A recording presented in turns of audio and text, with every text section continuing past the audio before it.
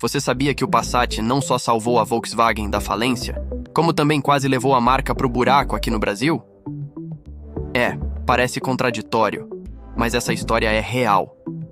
Em um momento em que a VW estava literalmente respirando por aparelhos, o Passat apareceu como a salvação da empresa. Um carro moderno, ousado e totalmente diferente de tudo que a montadora alemã já tinha feito. Mas quando chegou no Brasil, as coisas saíram um pouco do controle. Hoje, a gente vai entender como um carro conseguiu ser herói e vilão ao mesmo tempo. Você está assistindo ao Octano Nation. Vamos nessa! Nos anos 70, a Volkswagen estava em crise. E não era uma crise qualquer. A marca que havia dominado o mundo com o Fusca começava a ficar para trás. A concorrência japonesa estava chegando forte, a crise do petróleo explodia os preços dos combustíveis e, convenhamos, ninguém mais queria dirigir um carro barulhento, com motor refrigerado a ar e sem conforto. O Fusca, que foi rei por décadas, estava virando peça de museu. A Volkswagen precisava de uma reviravolta, e precisava rápido.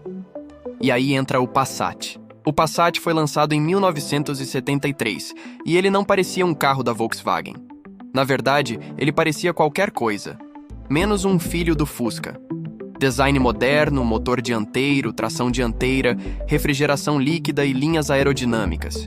E mais, ele foi o primeiro carro da Volkswagen baseado na plataforma do Audi 80. Isso mesmo, a Volkswagen e a Audi já estavam de mãos dadas, e foi essa troca de DNA que salvou a marca. O Passat foi o primeiro passo de um plano audacioso, transformar completamente a imagem da Volkswagen. De uma marca simples e popular para uma fabricante de carros sofisticados e tecnológicos. E deu certo. Na Europa, o Passat foi um sucesso de crítica e público. E mais que isso, ele se tornou o modelo que sustentaria a marca até a chegada do Golf, em 1974. Mas agora vem a parte curiosa. A Volkswagen do Brasil, vendo o sucesso lá fora, decidiu apostar alto. Vamos lançar o Passat aqui também. E assim foi feito. Em 1974, o Passat chegava ao mercado brasileiro com a promessa de ser o carro do futuro. Só que tinha um problema. O Brasil não estava preparado para o futuro. Enquanto a Europa tinha estradas decentes, gasolina de qualidade e manutenção especializada, o Brasil ainda engatinhava em tudo isso. O Passat era avançado demais para o que a nossa realidade oferecia, e isso logo ficou claro. Primeiro, o motor. O Passat vinha com o famoso IA827, um motor moderno, eficiente e com refrigeração líquida. Só que ele precisava de um certo cuidado que os donos brasileiros não estavam acostumados a dar. O resultado? Superaquecimento, vazamento. Mecânicos que não sabiam lidar com ele. Era um pesadelo nas oficinas. Segundo, o preço. O Passat era mais caro que o Fusca, lógico. Mas o brasileiro médio ainda via o Fusca como o carro ideal. Fácil de manter, barato, confiável. O Passat parecia um luxo desnecessário. Resultado? As vendas começaram fracas. E para completar, a propaganda da Volkswagen foi ousada, para dizer o mínimo.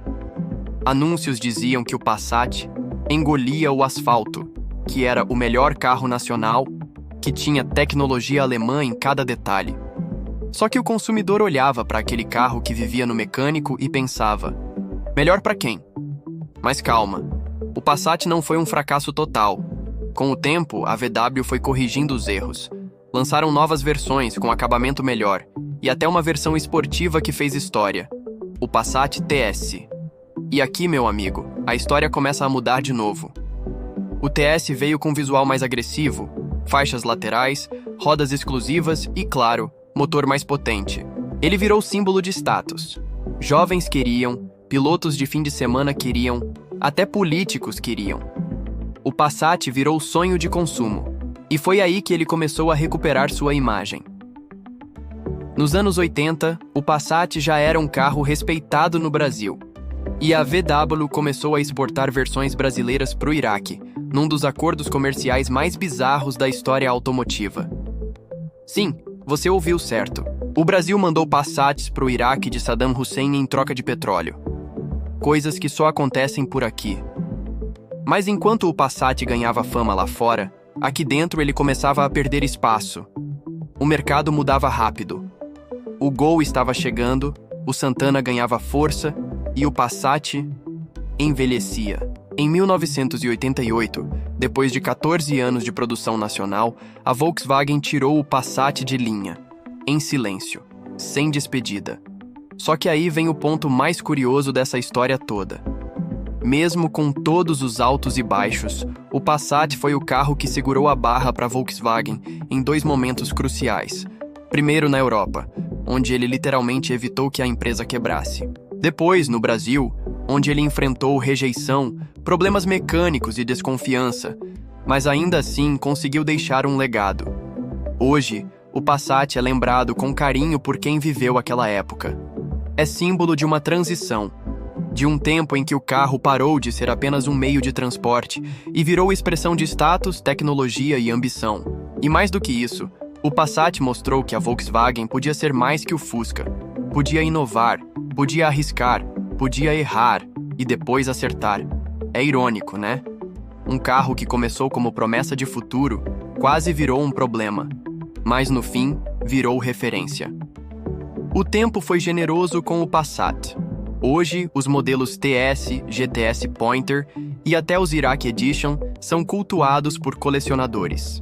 Nas exposições, chamam a atenção de quem sabe o que esse carro significou.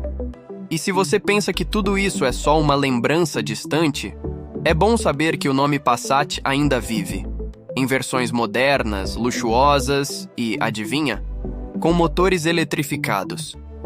O ciclo se fecha. Um carro que nasceu para salvar uma montadora ainda segue em missão. E aí, você já andou num Passat clássico? Conhece alguém que teve? Deixa aqui nos comentários. E se você curtiu esse mergulho na história, não perde o vídeo sobre o Citroën SM, o francês que era bom demais para ser vendido. Até a próxima!